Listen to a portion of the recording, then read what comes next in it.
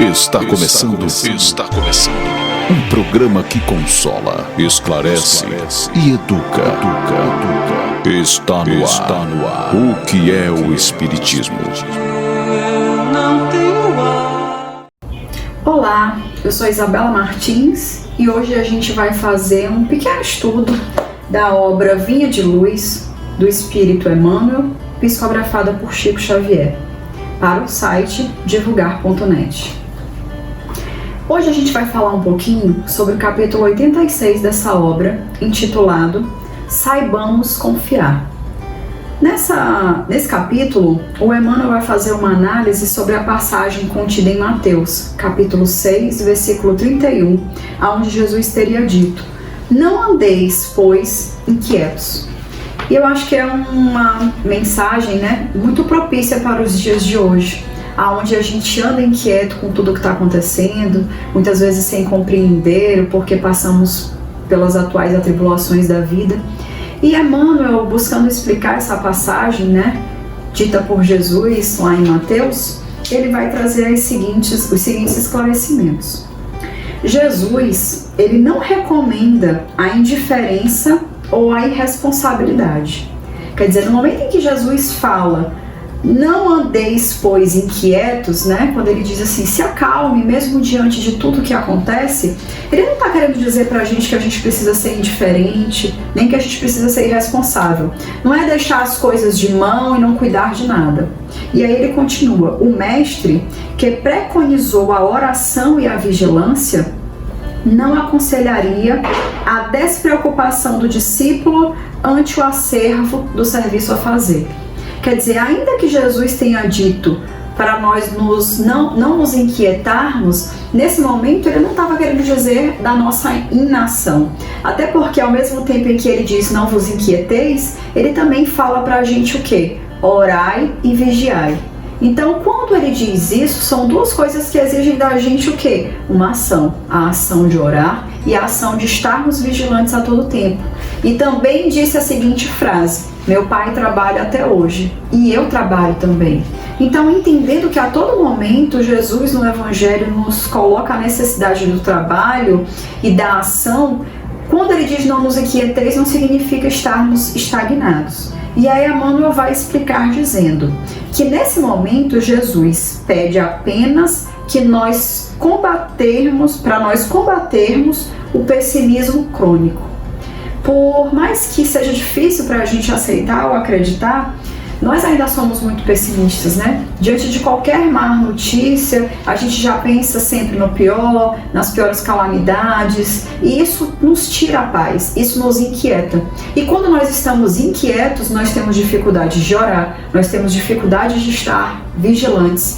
E quando a gente baixa a guarda, a gente possibilita que uma série de coisas desnecessárias nos acometam, nos alcancem, tirem a nossa paz íntima. E isso acaba sendo prejudicial para nós mesmos. Então ele diz que nesse momento, quando Jesus fala "não vos inquieteis", é para que nós evitemos entrar nessa sintonia de pessimismo crônico, que nos adoece, inclusive, literalmente. E ele continua dizendo: "Claro que nos achamos a pleno trabalho na lavoura do Senhor, dentro da ordem natural que nos rege a própria ascensão. Ainda nos defrontaremos inúmeras vezes com pântanos e desertos, espinheiros e animais daninhos." Então aqui ele coloca pra gente: olha, o que você está passando agora, acha que é ruim? Pois calma, que vem mais coisa por aí.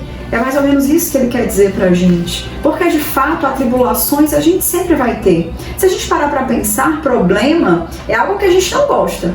Mas a gente não passa um dia na vida sem ter um problema. A gente pode dar o quê? Uma menor importância para ele. A gente pode não se envolver muito com isso, a gente pode deixar o tempo resolvê-lo. Mas a todo momento a gente está sendo acometido. Quando não é com a gente, é um problema com um ente querido próximo, que nos preocupa, que nos tira o sono. Então, problemas e problemáticas são algo que a gente vive cotidianamente. Mas ele fala o quê? "Não vos inquieteis." Então ele diz o seguinte: urge, porém, renovar atitudes mentais na obra a que fomos chamados. Então é hora de mudar a sintonia do pensamento, aprendendo a confiar no divino poder que nos dirige. Então esse é o momento de confiar. Por isso a leitura, saibamos confiar. Porque são nessas horas de aflições e dificuldades que a gente precisa mudar a sintonia, que a gente precisa deixar o pessimismo crônico e entrar numa outra psicosfera, né? Numa psicosfera de confiança, né? Nesse momento que a gente precisa adentrar nisso. E aí ele diz, em todos os lugares há derrotistas intransigentes. Sentem-se nas trevas, ainda mesmo quando o sol fulgura no zenite. Então existem aquelas pessoas que ainda que tudo estivesse bem, que nós não estivéssemos passando por um momento, né, de pandemia, como nós estamos passando agora, mas ainda assim as pessoas hão de ver coisas negativas em momentos absolutamente alegres, digamos assim. Porque tem pessoas que são assim. Mas o que ele pede aqui é que não sejamos essas pessoas. E ele diz, tem pessoas que enxergam baixeza nas criaturas mais dignas, marcham atormentadas por desconfianças atrozes e por suspeitarem de todos, acabam inabilitados para a colaboração produtiva em qualquer serviço nobre. Então a gente percebe que, por mais que a gente dê a oportunidade, e a gente tem a oportunidade todos os dias de fazer o bem, de praticar o bem, ainda assim vão ter pessoas que não vão conseguir se encaixar dentro disso, porque não conseguem ver nada de bom, só conseguem olhar o lado ruim da vida.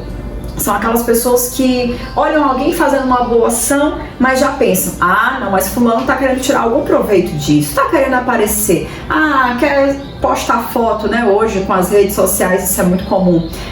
Fulano só quer likes, é um termo hoje, né, dessa nossa geração.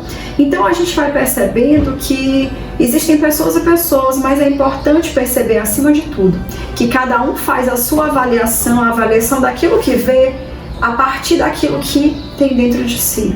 Então a gente precisa olhar um pouco mais atentamente para aquilo que tem dentro de nós, para perceber o que exatamente nós estamos externando. Como nós estamos vendo o mundo é apenas um reflexo do que está no nosso interior. Então Emmanuel continua dizendo, aflitos e angustiados desorientam-se a propósito de mínimos obstáculos, inquietam-se com respeito a frivolidades de toda sorte, e se pudessem, pintariam o firmamento a cor negra, para que a mente do próximo lhe partilhe a sombra interior. Então, o que na verdade esse tipo de pessoa quer é compartilhar o mundo íntimo dela negativo para espalhar e conseguir mais e mais pessoas que entrem naquela sintonia. Mas Emmanuel deixa pra gente um recado final, onde ele diz assim, na terra, Jesus é o Senhor que se fez servo de todos, por amor, e tem esperado nossa contribuição na oficina dos séculos. Que contribuição nós estamos dando? E aí a gente precisa parar e fazer essa reflexão. Jesus nos veio exemplificar, mostrou-nos humildade, nos mostrou como ter amor, como vivenciar esse amor, e nós precisamos retribuir tudo isso de alguma forma, e Ele espera de nós essa retribuição.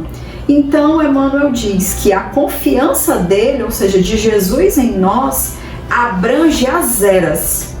Sua experiência abarca as civilizações e seu devotamento nos envolve há milênios, né? Tanto que Jesus foi um espírito capaz, né, de dividir esse tempo em antes e depois. E ainda que a gente ainda tem inúmeras religiões que não têm total crença, ou não tem crença, né, nele como Messias ou qualquer coisa, ainda assim todas têm o respeito pelas coisas que Jesus fez, pelo espírito que ele foi, pelo exemplo que ele deu, né? Isso é algo inegável.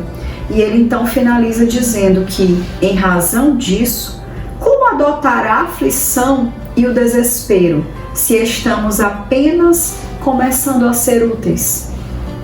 Então, com essa frase de consolo, de questionamento, mas principalmente de otimismo, o Emmanuel ele nos remete, nos faz mergulhar dentro de nós, para que a gente busque entender se nós estamos começando agora a ser úteis e as aflições fazem parte da vida, por que nos afligir?